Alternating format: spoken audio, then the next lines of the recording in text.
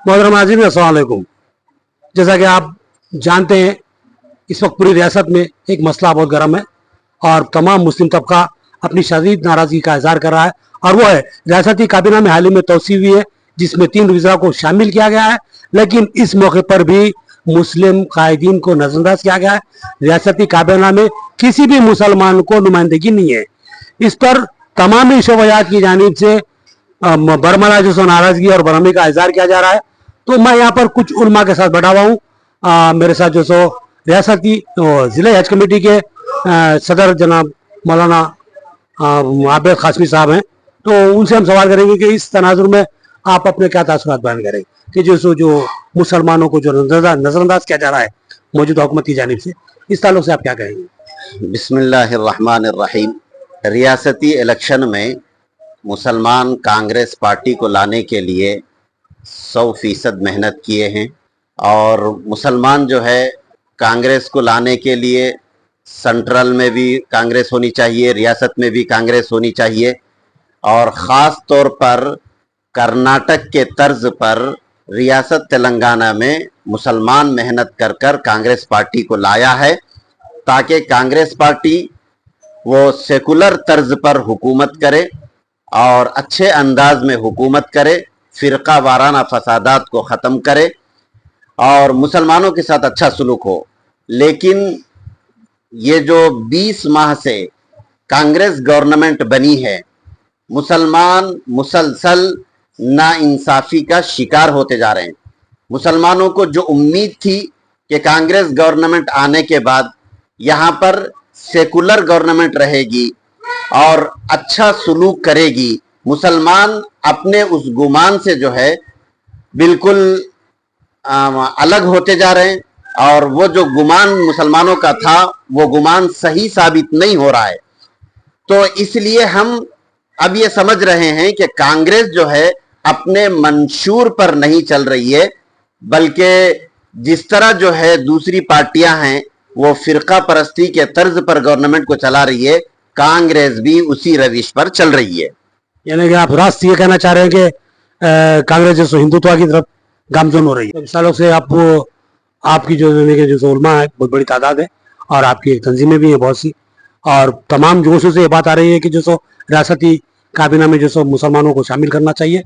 इससे पहले साबिक में रियासतों में मुख्तलिफ रियासतों में, बल्कि खुद आंध्र प्रदेश में और उसके बाद में तेलंगाना बनने के बाद में एक ही वजीर दिया गया, 2 या 3 वज़रा रहते थे। तो यहाँ पर हम 2-3 का मुतालबा करना चाहिए था, लेकिन फिलहाल मुसलमानों की जानिब से कम से कम 1 का मुतालबा हो रहा है। इस सालों से आप क्या कहेंगे?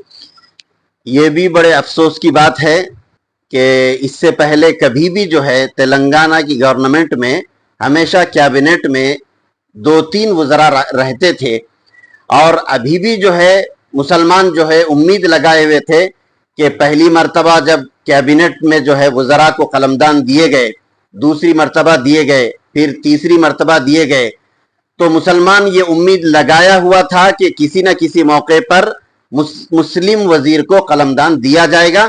लेकिन अब तीसरी मर्तबा कैबिनेट में तौसी हुई और किसी मुसलमान को वजारत नहीं दी गई, तो इससे मुसलमान जो है बहुत मायूस हो गया है और मुसलमानों को कैबिनेट में अपना हिस्सा देना चाहिए कांग्रेस गवर्नमेंट को।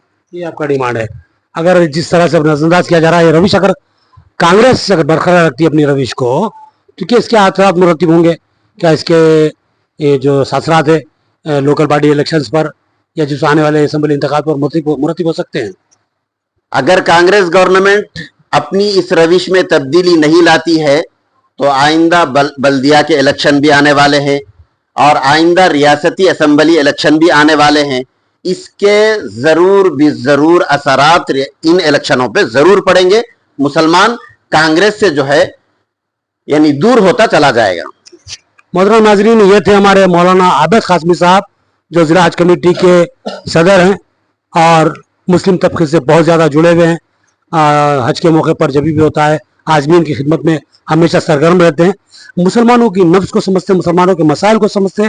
उन्होंने बहुत ही दूरअंदेशी के साथ बात की और कहा कि जिस तरह से कांग्रेस मुसलमानों को नजरअंदाज कर रही है, इसका खुमियाजा उसको आगे चल के भुगतना पड़ता है। उन्होंने बरमला कहा कि local body elections assembly election हत्या के पार्लिमानी इंतखाबात में भी असर पड़ सकता है कि मुसलमानों को वोट कलीदी रूल अदा करता है। मुसलमानों के वोट को नजरअंदाज नहीं किया जा सकता और अगर मुसलमान कांग्रेस की सिमत रागिब है तो उसका फायदा कांग्रेस को उठाना चाहिए और मुसलमानों को बराबर नुमाइंदगी देना चाहिए। यह बात थी जो मौलाना आबिद कासमी साहब ने कही।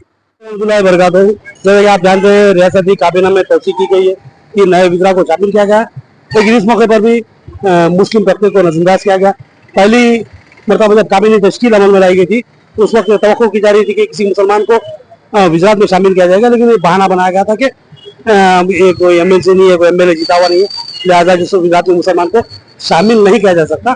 अब जबकि दूसरी मरतबा तोसीक की जा रही है तो उम्मीद थी कि इस बार जो किसी मुस्लिम वजीर को शामिल किया जाएगा, लेकिन अब की बार भी मुसलमानों को नजरअंदाज कर दिया गया।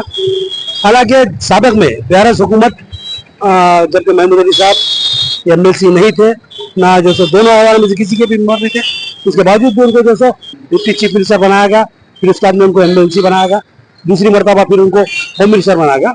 लेकिन इस बार जो सेकुलर करने वाली कांग्रेस पार्टी है मुसलमानों को अक्सर नजरअंदाज कर रही है, तो मुसलमानों का जो सो शिद्दत से मुतालबा आ रहा है।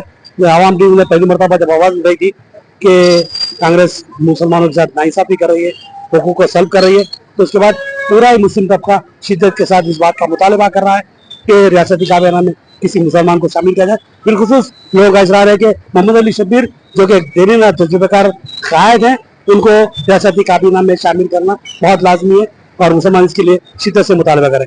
मेरे साथ इस वक्त मौजूद है जनाब अब्दुल मजीद साहब जो BRS के कायद हैं, वो भी जो सो कांग्रेस की इस पॉलिसी से नाला नजर आ रहे हैं, तो हम उनसे मुख्तसर सी गुफ्तगू करेंगे। और मुझे भी जो सूरत हाल जो पैदा हो रही है रियासती काबीना में मुसलमानों को नजरअंदाज किया जा रहा है कांग्रेस की हुकूमत में, उस ताल्लुक से आप क्या कहेंगे? अस्सलाम वालेकुम रहमतुल्लाहि व बरकातुहू। सबसे पहले मैं तो यही कहूँगा कि अपनी जो गवर्नमेंट है, कांग्रेस गवर्नमेंट जो भी है, पहले से एक उनकी सियासत है, एक पॉलिसी है कि मुसलमानों को इख्तियार नहीं देते। ये हमेशा से नाराजगी, हमेशा से अपने क्या है कौम के अंदर हमको उठने नहीं देते। हमारी कौम भी यही है कि कोई लीडर है, बड़े लीडर है, उसके ऊपर खिलाफ में आवाज नहीं उठाना है। कुछ एक बात है यहाँ पर एक बड़ी अच्छी बात कही मजीद भाई ने, उन्होंने कहा कि जो है सो हमेशा ही कांग्रेस की पॉलिसी रही कि मुसलमानों को मुनासिब मौक़िफ़ नहीं दिया गया। मुसलमानों का जब आज़ादी के जब जो तनासुब था उसको बतदरीज कम किया गया हर शबजात में, तो वही बात करें मुसलमानों के साथ हमेशा ही कांग्रेस ने नाइंसाफी की है। तो बहरहाल आप क्या करेंगे मुतालबा के कांग्रेस की हुकूमत से कि जो किस तरह जो मुसलमानों के साथ रवैया अख्तियार करे, मुसलमानों को क्या इंसाफ दे? देखिए, हमारे जो पार्टीज में है, जैसा कांग्रेस पार्टीज में जो बोला जाता है कि सेकुलर पार्टी है, सेकुलर पार्टी है, लेकिन पार्टी दिखाई नहीं दे रही सेकुलर पार्टी। जैसा कि हमारे BRS में हमारे KCR साहब ने महमूद अली साहब को पहले MLC दिए, फिर उसके बाद में उनको मिनिस्ट्री दी, होम मिनिस्ट्री दी गई। सेकुलर पार्टी ऐसा हमको कांग्रेस पार्टी के अंदर ये दिखाई नहीं दे रही। जैसा कि और एक शब्बीर अली साहब यहाँ के बहुत ही माने हुए और अच्छे कांग्रेस लीडर है, उन्होंने अच्छे से संभाल सकते गवर्नमेंट को, लेकिन उनको भी क्या है नजरअंदाज कर दिए। ये क्या है, ये रवैया, ये सौतेला रवैया है। ये अपने सुदर्शन रेड्डी साहब जो 2 दिन पहले जो उनको कुछ मिनिस्ट्री नहीं दी गई, उससे नाराज होकर उनके कायदीन जो है 30 कायदीन जो पोस्ट पे रहने के बावजूद भी उन लोग रिजाइन दे दिए। यही चीज जो है यही चीज हम देखना चाह रहे थे। जैसा सुदर्शन रेड्डी साहब के जो फॉलोवर थे जो रिजाइन दिए, वही हमारे शब्बीर अली साहब के भी कायदीन रिजाइन देना चाहिए था, आवाज उठाना था। पता नहीं क्या हुआ, या कोई दबाव है, कोई प्रेशर है, ये समझ में नहीं आ रहा। तो हमारे जो मजीद साहब था उनका कहना ये है कि सुदर्शन रेड्डी साहब के हामियों ने जब उनको मिनिस्ट्री नहीं मिली, रिजाइन करके हुकूमत पर दबाव बनाने की कोशिश की। उसी तरह मुस्लिम कायदीन भी अगर इसी तरह दबाव बनाए तो कांग्रेस पर दबाव बनेगा और जो सर गुजरात में हमारे मुस्लिम कायद जो दिलीन तजुर्बा रखते हैं उनके लिए रास्ता हमवार होगा। ये बात थी हमारे मजीद साहब की। तो हम आगे बढ़ते और भी कुछ लोगों से बात करेंगे इंशाल्लाह।